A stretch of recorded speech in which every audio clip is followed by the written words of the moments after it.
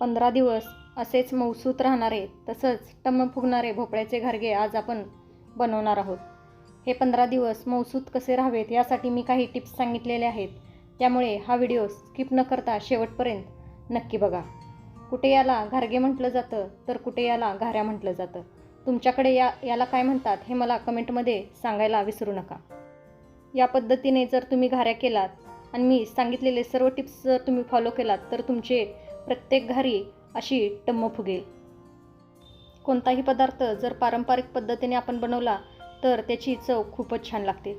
आज मी ते घारीही पारंपरिक पद्धतीने बनवणार आहे. नमस्कार, टेस्टी किचनमध्ये मी स्वाती तुमचं खूप खूप मनापासून स्वागत करते. चला तर वेळ न घालवता रेसिपीला सुरुवात करूया. त्यासाठी मी इथे असा लाल भोपळा मिळतो तो भोपळा घेतलेला आहे. त्याला चिरून त्यातील सर्व बिया काढून त्याची साल काढून त्याला मोठ्या किसणीने किसून घेतलेला आहे. या इथे तुम्ही बघू शकता मी मोठ्या किसणीने हा किस करून घेतलेला आहे. हा किस माझा 1.25 किलो इतका झालेला आहे. 1.25 किलो भोपळ्याच्या किसासाठी मी इथे अर्धा किलो आणि अगदी थोडं वरती गूळ घेतलेला आहे आणि तो सर्व गूळ मी असा फोडून घेतलेला आहे. तो सर्व गूळ मी यामध्ये घालून घेते आणि याला छान मिक्स करून घेते. गुळाचं प्रमाण तुम्ही तुमच्या आवडीप्रमाणे कमी जास्त करू शकता, पण यापेक्षा जास्त गूळ घालू नका कारण भोपळ्यालाही स्वतःचा गोडवा असतो. हा गूळ या किसामध्ये आपण छान मिक्स करून घेऊयात. गूळ यामध्ये मी छान मिक्स करून घेतलेला आहे. आता हे पातेलं मी गॅसवरती ठेवते आणि हा किस मी छान शिजवून घेते. मी गूळ जास्त बारीक करून घेतलेलं नाही, त्यामुळे सुरुवातीला मी गॅसवर ठेवण्याआधीच याला भोपळ्यामध्ये छान मिक्स करून घेतलेला आहे. गुळाला आपण किसासोबत शिजवणारच असतो, त्यामुळे गूळ न किसता थोडं असं चेचून घातला तरीही चालेल. आता यातील आपण गूळ पूर्णपणे विरघळून घेऊ. इथे आपला गूळ पूर्णपणे विरघळलेला आहे, तुम्ही बघू शकता. आता याला पाणीही खूप सुटलेलं आहे. आता यातील थोडं पाणी आटेपर्यंत याला आपल्याला एकसारखं असं हलवून शिजवून घ्यायचं आहे. या इथे आपल्याला पूर्णपणे पाणी आटवायचं नाही, अगदी थोडं पाणी आटवायचं आहे आणि याला छान शिजवून घ्यायचं आहे.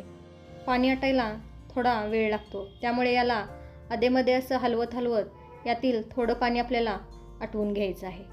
जर आपण जास्त पाणी आटवलं तर या घाऱ्या चवीला छान लागत नाहीत, त्याचबरोबर घाऱ्या कडकही होतात. त्यामुळे आपल्याला पाणी पूर्णपणे आटवायचं नाही.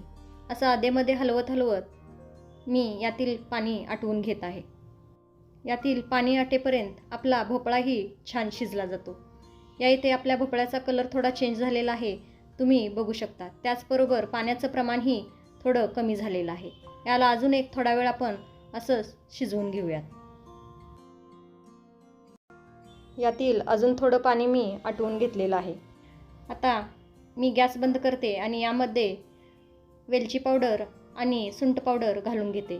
गॅस बंद केल्यावरतीच आपल्याला यामध्ये सुंठ पावडर आणि वेलची पावडर घालायचं आहे. आता याला मी छान मिक्स करून घेते.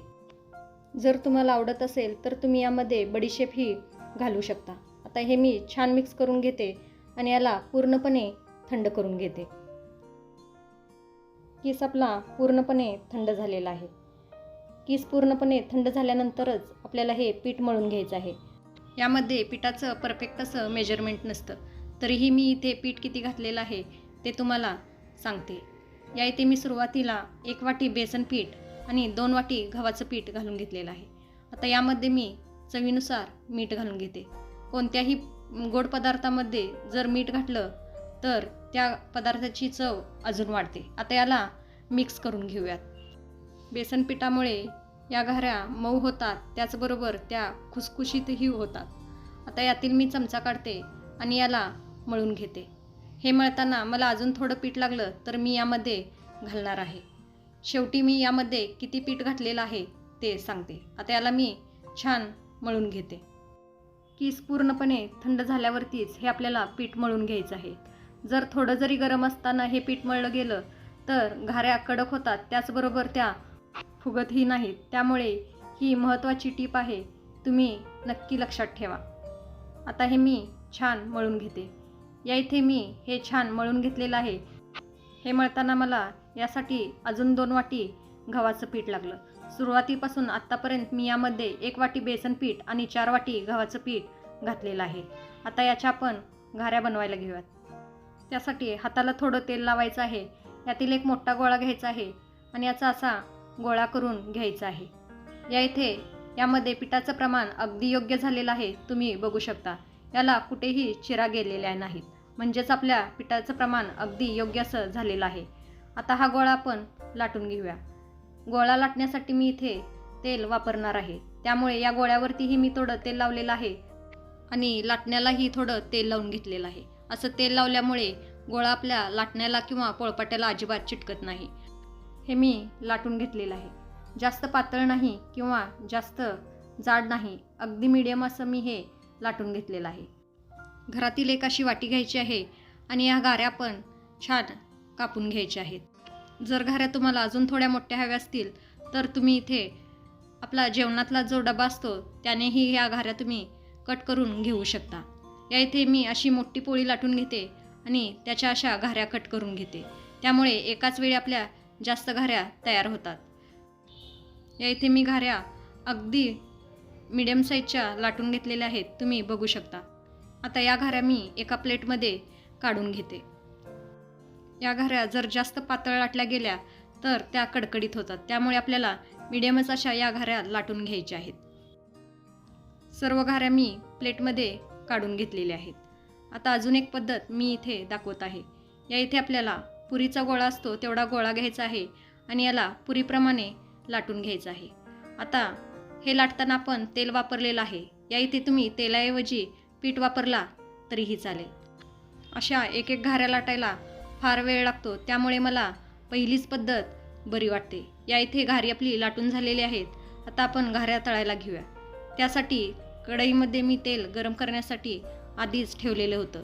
तेल छान गरम झालेलं आहे. आता यामध्ये एक एक घाऱ्या अशा सोडून घेऊयात. घारी सोडून झाली की झाऱ्याने यावरती आपल्याला असं तेल मारून घ्यायचं आहे.